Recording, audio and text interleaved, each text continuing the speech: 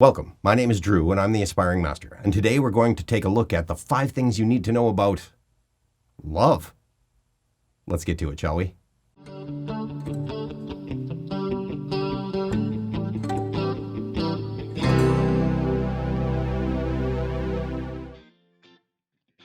First off, I'd like to go to the Merriam-Webster dictionary to take a look at the definition of love. Okay, there's not only one definition of love, but let's take the best overall for this segment. Merriam-Webster defines love as love, a strong affection for another arising out of kinship or personal ties. This is a good but vague definition of a very complex feeling that we call love. And though I agree with this definition of love as an action, I would like to suggest that we look at a little deeper definition of this complex word and narrow the definition down to its essence. We often refer to love as the ultimate emotion. So here is an ultimate definition and our first thing that you need to know about love. Number 5, love is acceptance. When searching for the ultimate definition of love, I needed to look closely at myself and divine how I felt about how others treated me. I looked at my feelings when others gave me things, criticized me, tried to help me, celebrated my triumphs, and reacted to my defeats.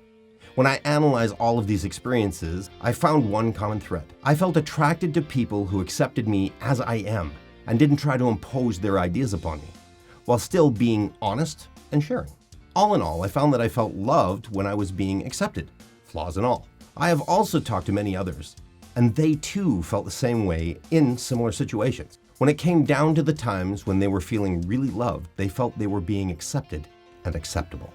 So now, in order to really understand this ultimate definition of love, let's look to Merriam-Webster again to define the word accept. Merriam-Webster defines accept in this instance as accept, to recognize as true. So when we are talking about an ultimate definition of love, I would say that it would be love, acceptance without judgmental condemnation or a need to change anything. Just to be clear, judgmental condemnation is what many call just judgment. But judgment and discernment are good things because we use them to predict and prepare for future events. It is when we use our judgment to condemn or declare behavior or thing reprehensible, we run into issues. Love, in this definition, does not condemn. Number 4, being in love or romantic love is not actually love. This is a tough one, as being in love sure feels like love. We accept the other person without reservations or the need to change them. This fits the definition that we stated above, so what's the problem? Well, if you've ever been in love, you know how absolutely powerful it is. We change to suit the other person because it is the most natural thing to do. We accept every little tidbit about each other, and the need to be together is so amazing. It is like feeling addicted to each other. And actually, it is. For reasons that we don't quite understand yet, we get attracted to someone and we fall into this state because the body starts producing a ton of the reward system chemical dopamine. Dopamine is the chemical that is released to reward us with intense pleasure when we are doing something that pleases the body, like drugs, sex, rock and roll, and, of course, falling in love. In this case, it is released in great quantities to make us mate and reproduce. This literally causes an addiction to the person of our affection. The more that we're with them, the more we crave them as the dopamine is released and the feelings of pleasure wash over us. And conversely, the more that we're away from them, the more painful it is not to have the dopamine. So when we really look closely at being in love, we find that it is not a conscious or rational thing that we're doing. We're changing our behavior and accepting the other person because it is so intensely pleasurable to do so. It is the body doing this as an instinctive drive to reproduce, rather than following the higher consciousness of understanding love. This is why so many people feel that their partner has changed into someone they don't really know or approve of after the chemical addiction wears off. So being in love is not really love at all, but merely a response to the chemicals in the body, released to help us mate and have kids. This does not mean that a person cannot make this transformation into the conscious acceptance of their partner that is love.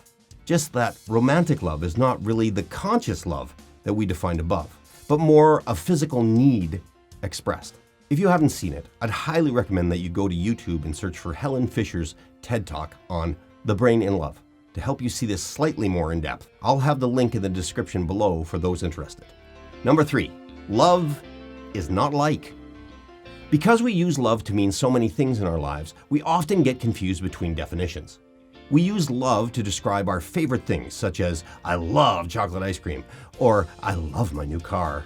This use of love is definitely not a match to the acceptance that is the love that we've been talking about, but is more of an expression of strong affection or like. Now, because we use love to describe a strong attraction, this also falls under the category of like.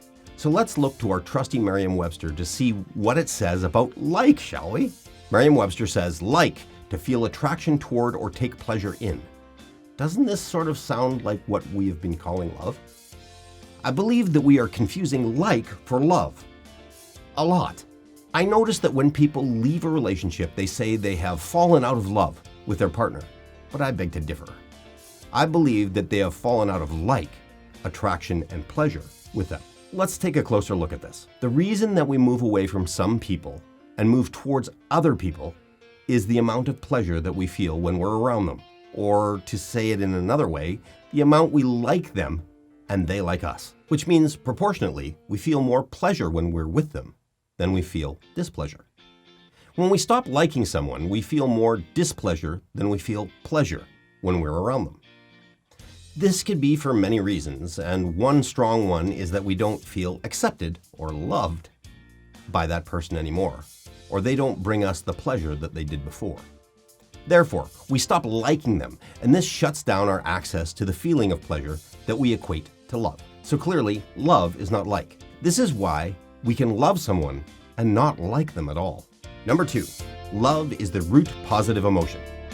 The feeling of love is the root of most, if not all, positive emotions. Joy, happiness, elation, gratitude, and a whole slew of positive emotions have their roots in love.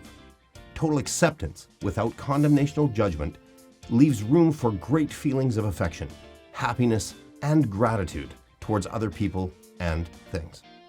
When we truly love someone, when we are around them, we feel full of gratitude and joy. It is this same feeling that we can feel towards ourselves when we start to accept, loving, ourselves, flaws and all, instead of condemning ourselves for not living up to someone else's ideals. So in other words, accepting things as they are gives rise to positive emotions. You know, like when you're with a friend who just accepts you without judgment and you can be your true self rather than pretend to fit in. These are the moments of love that give rise to great joy and happiness and all other positive things. Number 1, love really is letting go. Love, by its very nature, accepting, without condemnational judgment or need, is unconditional. Many refer to love as unconditional love to differentiate it from the love that we see as being in love or the love that is really like in disguise. Because of this, if we love someone, we would never want to control or manipulate them. The act of acceptance of another means that we accept who they are without reservation, and this means we have no need to cling to them or to hold them to us. We as people can get stuck in a cycle of needing others in our lives because we feel that they bring us pleasure and meaning. Thus, we try to hold on to people and keep them in our lives for fear of them leaving and taking their approval with them. This can entail changing our behavior, lying, and trying anything to keep that other person from leaving. The thing is, if we really love that person, we would want them to follow their path, even if it leads them away from us. The biggest payoff for us is that when we accept others without condemnation or need, we open the door to allow joy and happiness instead of the anger and frustration that fear generates. If we truly love another, their happiness and joy is not tied to our own, but rather is enhanced by our acceptance and genuine excitement for them as they move towards their chosen destiny, whatever that might be. Well, that's it for the 5 things you need to know about love. If you like this video, make sure to hit the subscribe button and click on notifications to let you know when I post new content. Stay tuned for another top 5 coming your way soon.